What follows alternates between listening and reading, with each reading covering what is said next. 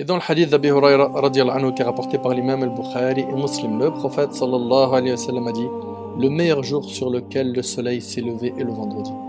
Vous écoutez attentivement s'il vous plaît. Qui prononce ces paroles? Rasulullah sallallahu alayhi wa sallam. Il nous dit: le meilleur jour sur lequel le soleil s'est levé est le vendredi. C'est ce jour-là que Adam a été créé. C'est ce jour-là qu'il a été introduit au paradis.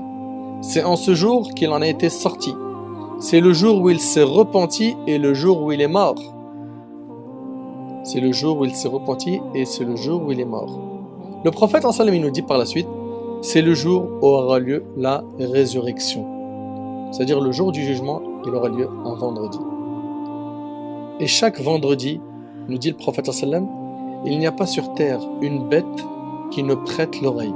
Je veux que vous écoutiez attentivement ce que je suis en train de vous dire là. Le prophète me dit que chaque vendredi, il n'y a pas sur terre une bête qui ne prête l'oreille. Prête l'oreille pourquoi? Afin d'attendre un bruit qui signale que c'est le jour du jugement. Donc, il n'y a pas sur terre une bête qui ne prête l'oreille, donc chaque vendredi, du matin, donc du fajr jusqu'au lever du soleil.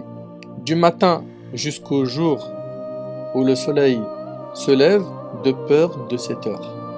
Subhanallah, les animaux, tous les vendredis, ils ont peur que ce soit Yawm al-Qiyamah, à l'exception des djinns et des humains. Les animaux tendent l'oreille tous les vendredis. Allahu Akbar. Subhanallah. Bien évidemment, comme vous le savez, toutes ces choses font partie du monde de l'invisible et il nous a été ordonné dès le début de Surat al-Baqarah de croire au monde de l'invisible. N'est-ce pas?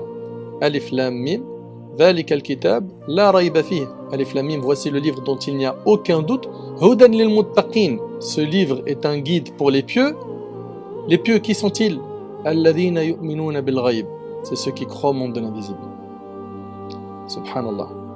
Et le prophète sallam, il dit: en ce jour, il y a une heure pendant laquelle si un musulman se trouve en prière, vous écoutez attentivement ce passage-là, il est écrit: il se trouve en prière et demande quelque chose à Allah, il lui accordera certainement sa demande. Et s'il cherche la protection contre un mal, Allah le protégera de celui-ci. Alors, vous le savez que ce moment-là, c'est ce qu'on retrouvera dans d'autres hadiths après Salat al-Asr. Après Salat al-Asr, la dernière heure, il est recommandé de faire des invocations, car à ce moment-là, le dua est exaucé.